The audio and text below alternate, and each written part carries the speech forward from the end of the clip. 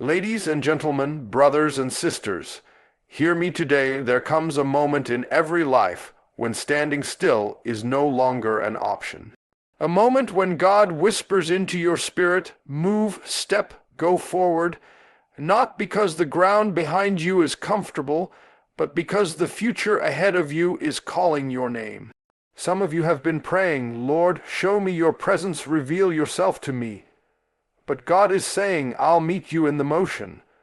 I'll reveal myself in the step you haven't taken yet. You've cried enough tears, you've rehearsed enough fears, you've replayed enough memories that no longer serve you. Now it is time to step forward. The presence of God is not a distant dream. It's not locked behind church walls or tied to spiritual moments you once had. His presence is here, alive, waiting for a courageous heart to say, Lord, I trust you enough to move. When the children of Israel stood before the Red Sea, God didn't part the waters while they stood still.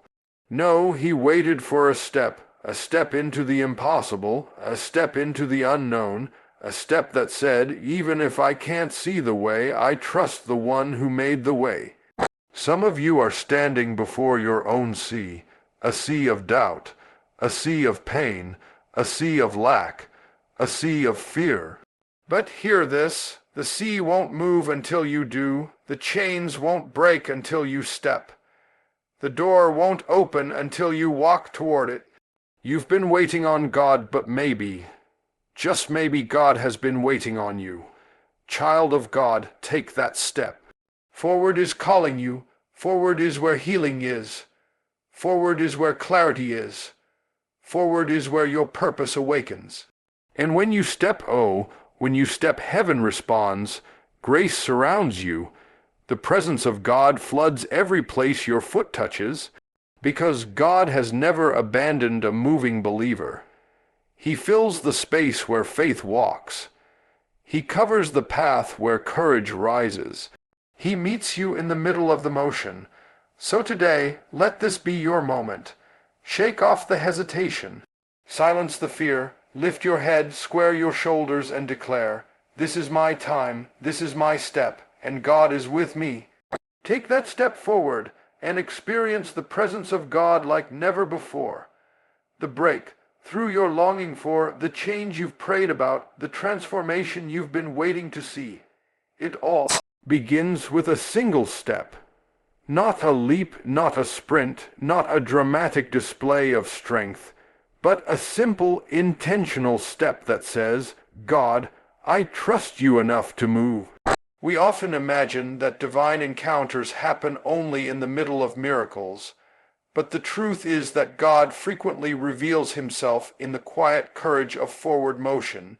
Faith doesn't flourish in comfort. It rises in the unknown, in the places where your fear tries to keep you still, but your spirit refuses to remain stuck. Many people miss their moment not because they lacked faith, but because they never activated it. Faith is not a feeling, it is motion. It is the decision to move even when your knees shake and your heart hesitates.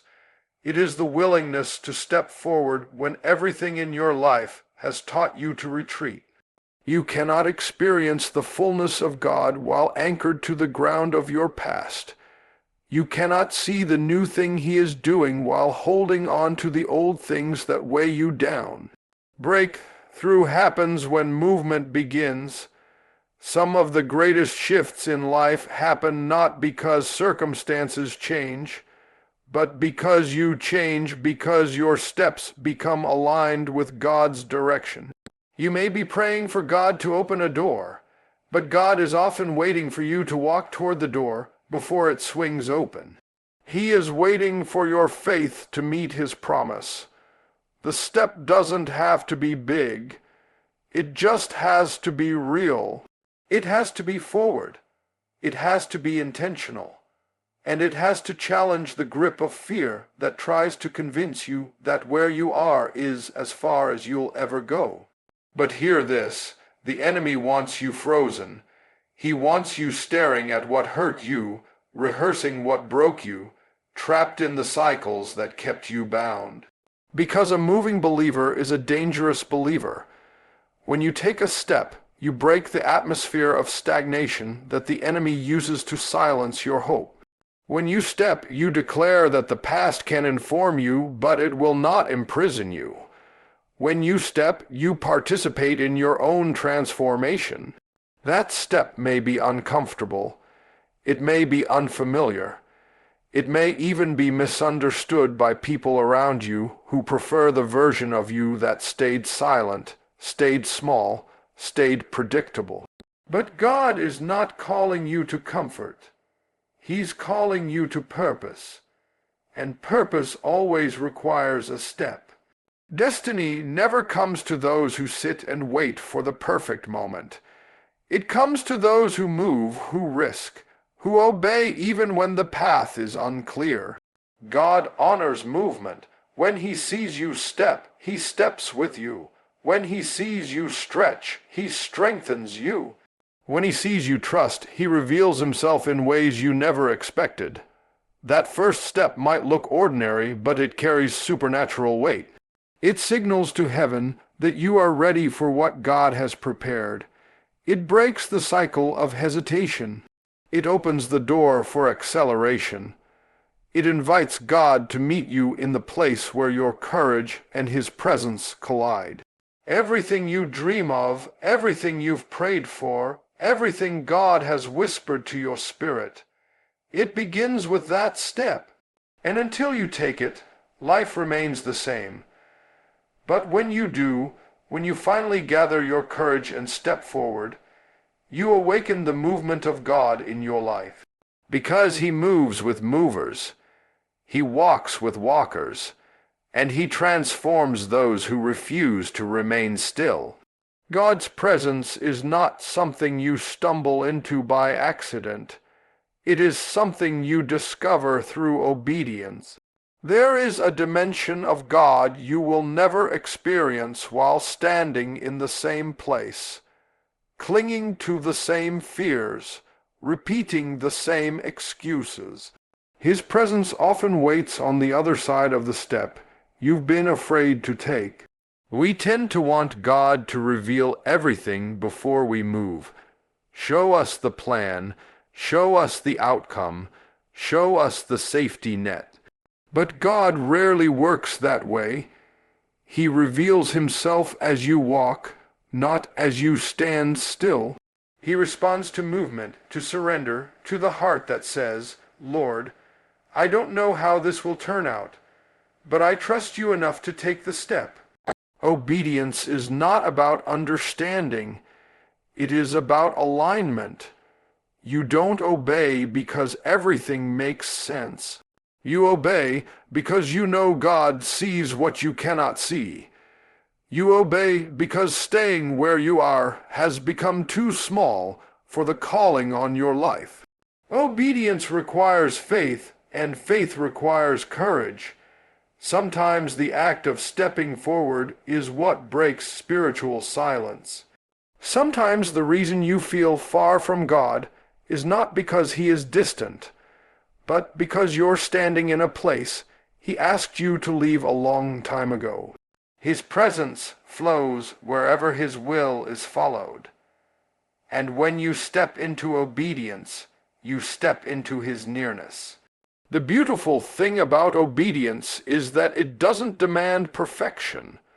God never asked you to be flawless. He asked you to be willing. Willing to move, willing to trust, willing to let go of what is holding you back, willing to walk even when the path doesn't seem fully lit. You don't have to see the entire staircase to take the first step. That first step is what activates God's direction, God's purpose, God's presence. He meets you not in the certainty of your understanding, but in the commitment of your obedience.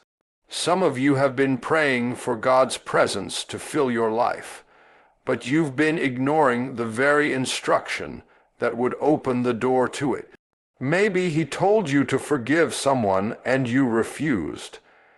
Maybe he nudged you to release a habit, a relationship, a mindset that has been draining you.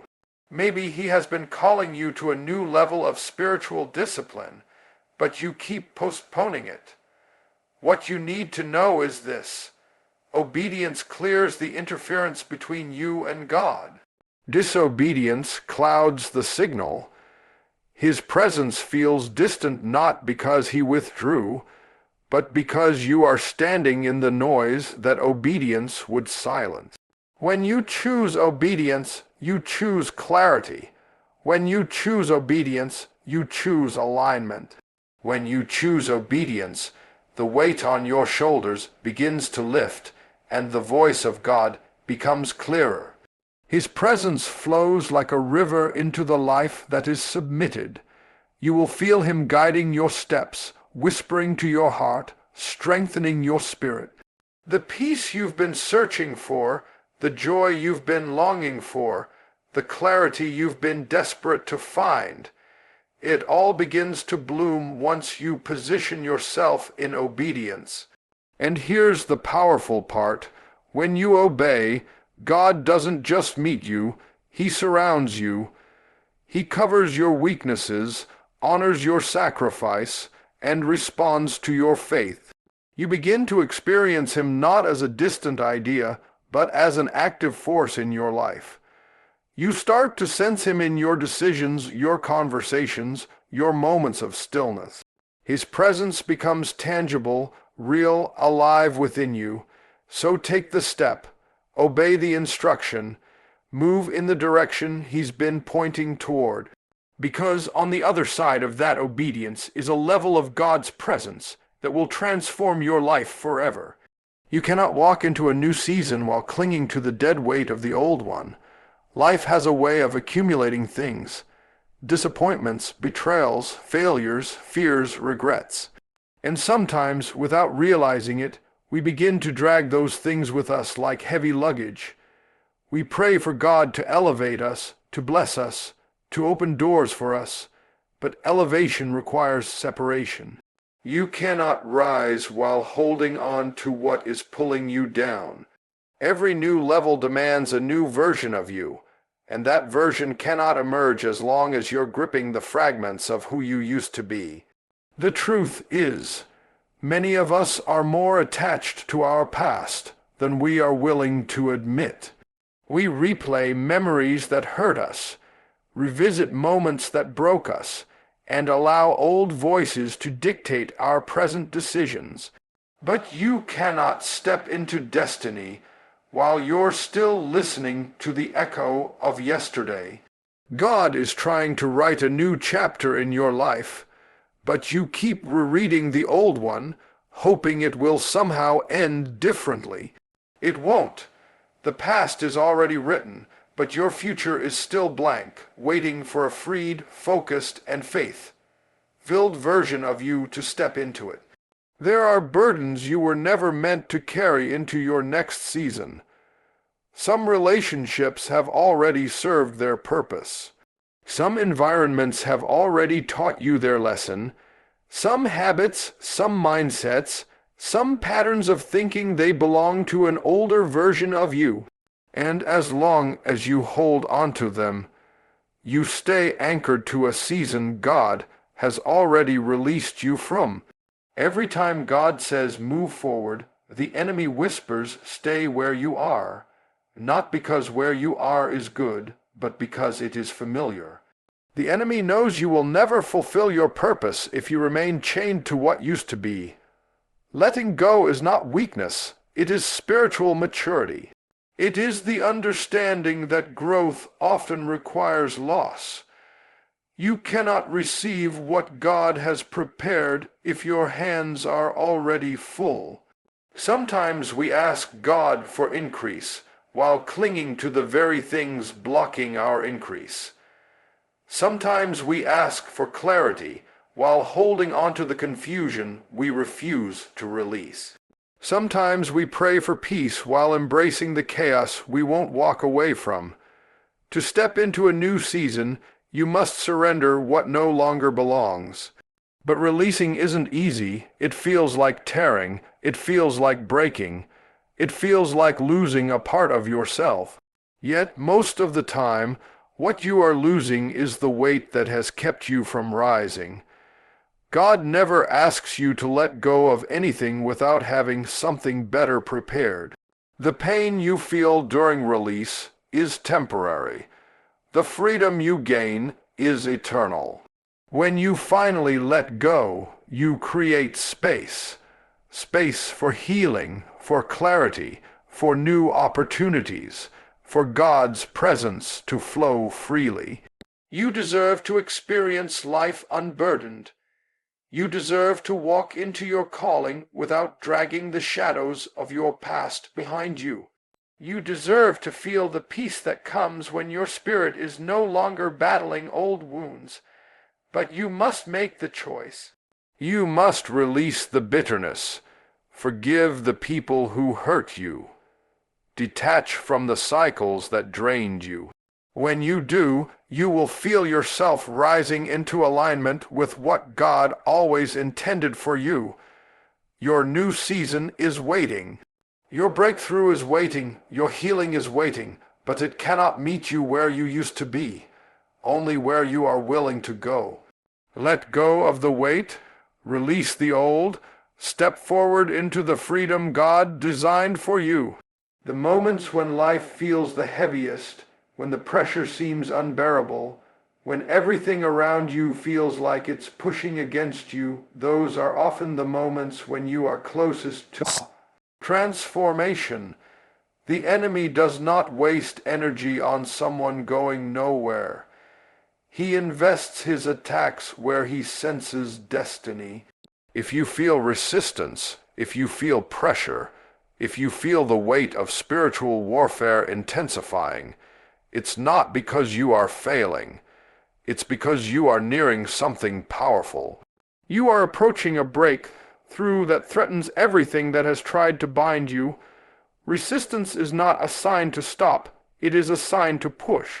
When the enemy senses you are on the verge of stepping into something God designed, he tries to distract you, discourage you, and dismantle your confidence.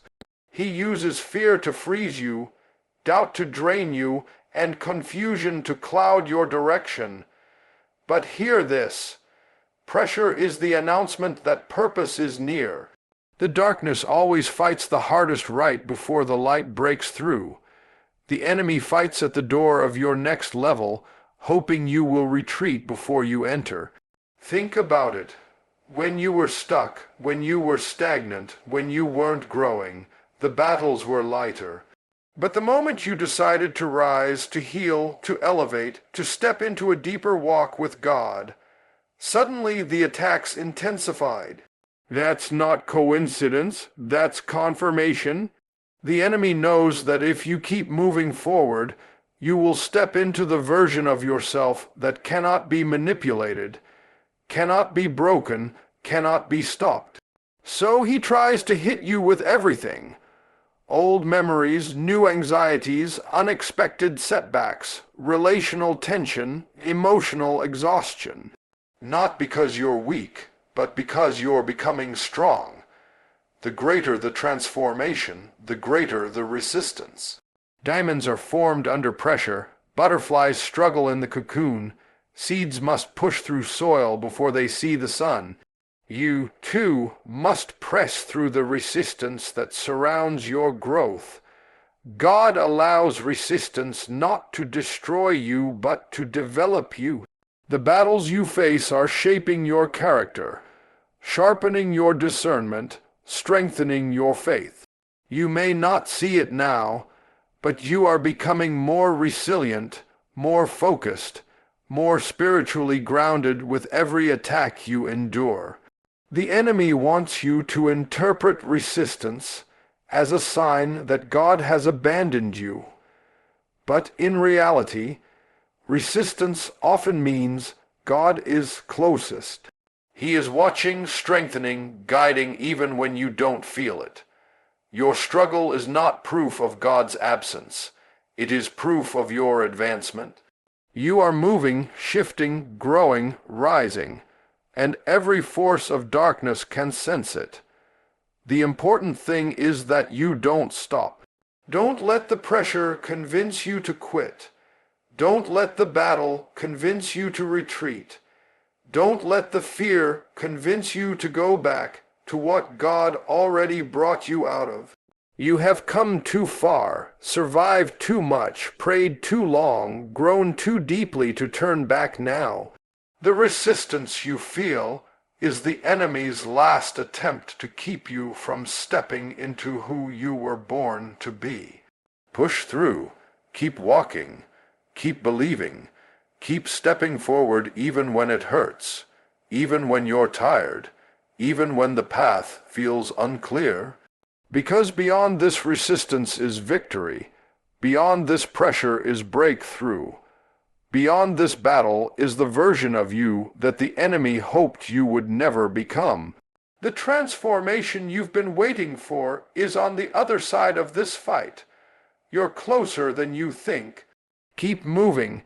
God does not reveal his greatest works in the comfort of backward glances or in the safety of standing still. He reveals himself in the motion of faith, in the forward steps you take even when you do not fully understand where those steps will lead. Too many people live trapped in the familiarity of the past, believing that because they don't know what lies ahead, they should stay where they are. But God is not found in the echo of yesterday. He is found in the courage of your next step. Backward hesitation keeps you tied to cycles, memories, and versions of yourself that no longer carry the breath of purpose. Forward motion, even when slow, places you in the direction where God's presence flows. When you hesitate, when you keep looking back, when you stay anchored to what happened, you disconnect yourself from what God is doing now. God does not meet you in the shadows of old failures. He meets you in the light of new obedience. Sometimes the reason you feel spiritually stuck is because you're facing the wrong direction. You cannot see God's next move while staring at your last mistake. You cannot walk into fresh revelation while replaying old wounds. God's presence is progressive. He calls you to move, to grow, to evolve, to step into the unknown with confidence that He is already there waiting for you. Looking backward might feel safe, but it suffocates your destiny. The past cannot sustain you. It cannot feed your spirit. It cannot speak to where you are going. When you focus on what's behind you, you strengthen the voice of fear that says, "This is as far as you'll ever go." But when you turn your heart forward, when you decide that your next step matters more than your last fall, you silence the voice of fear and give space for God to speak. Forward motion is not about speed. It is about direction.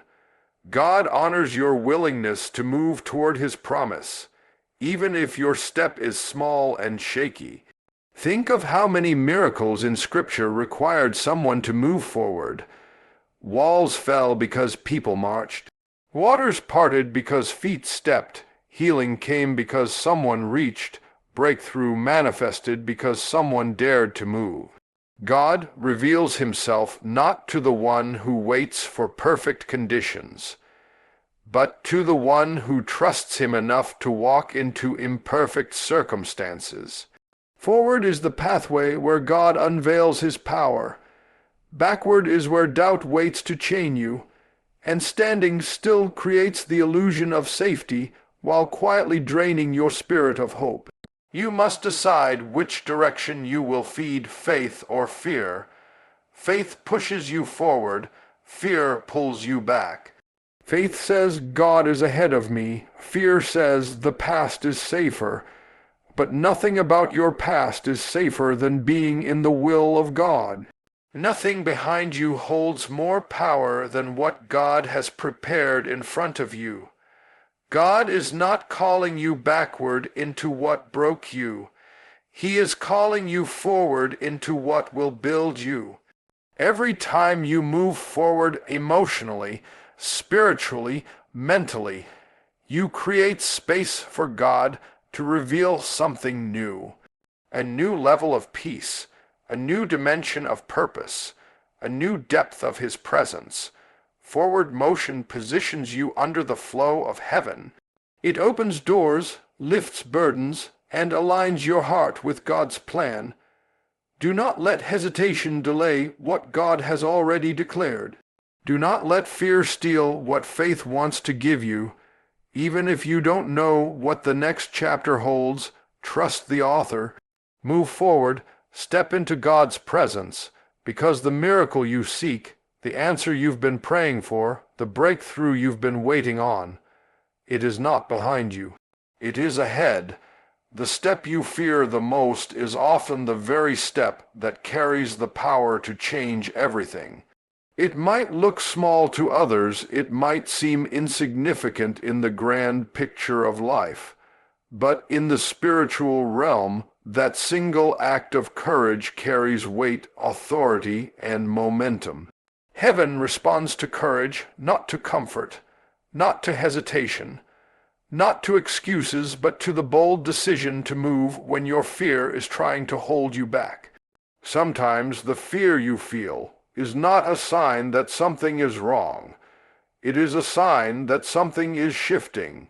It is the alarm your destiny sets off when you are nearing a moment that could alter the direction of your life. Fear rises the loudest when you are standing at the doorway of something meaningful. It tries to convince you that you're not ready, not worthy, not strong enough, not qualified. It magnifies the risk and hides the reward. It tells you to stay where you are, to remain in the familiar, to cling to what is predictable. But fear is a liar. It has one job: to keep you from the places God has prepared for you. Fear wants to paralyze you so you never discover the strength, the purpose, and the presence waiting on the other side of your obedience. The irony is that what you fear is usually much smaller than what God is trying to give you. The enemy wants to use fear as a wall, but God wants you to see it as a doorway. The hardest part is not the step itself, it's the decision to take it. Once you move, once you break the silence of your hesitation, once you push past the intimidation, you step into a flow of grace, strength, and divine assistance that you never felt while thinking about the step. God does not empower the step you dream about. He empowers the step you take. Think of how many blessings are delayed, not because God is withholding them, but because fear is convincing you that you're not ready. Think of how many ideas, opportunities, relationships, breakthroughs remain untouched because fear became your counselor. Fear has kept people out of their calling, out of their healing, out of their growth, out of their God-given identity. But when you decide to take that step, even while trembling, even while uncertain, even while unsure, that is when heaven leans in. That is when divine strength fills the spaces where your courage feels thin. That is when God shows up and says, "I can work with this."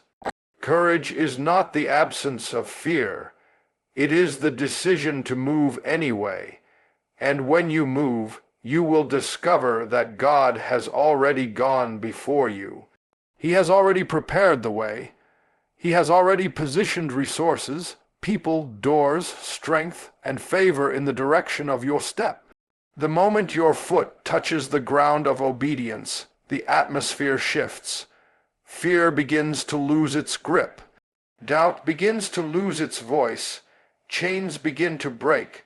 Your spirit begins to awaken, because you were never meant to live held hostage by your fears. You were meant to stand, to walk, to grow, to rise. The step you fear might be the step that saves you from stagnation, from regret, from cycles that have worn you down, from spiritual dryness, from emotional heaviness. Sometimes all God needs is one step to change your entire life. One step can break years of hesitation. One step can open doors that have been shut. One step can reignite dreams you thought were dead. One step can bring you into a level of God's presence that you didn't even know was available to you. So take the step, not because you feel strong, but because God is strong. Not because you have all the answers, but because He is the answer. Not because the path is clear, but because the one who leads you never fails. The step you fear might be the step that frees you. And when you choose courage over fear, heaven moves with you.